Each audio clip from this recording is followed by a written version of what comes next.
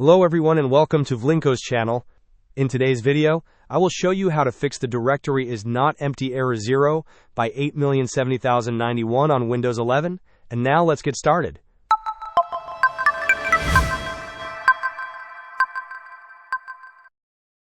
The first solution you can try is to restart the File Explorer process. To do this, open the Task Manager by searching for it in the Windows search bar. Once Task Manager loads, locate Windows Explorer in the list of processes.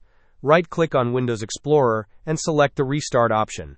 This simple action can often resolve temporary glitches causing the error.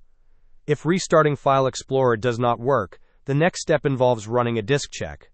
Open the command prompt with administrator privileges by searching for command prompt in the Windows search bar and selecting Run as Administrator.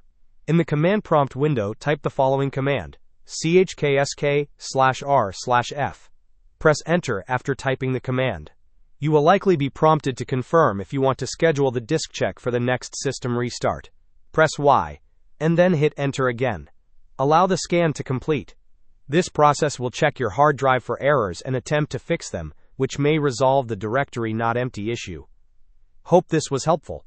Don't forget to like and subscribe if you enjoyed. As always, thanks for watching and I will see you in the next video.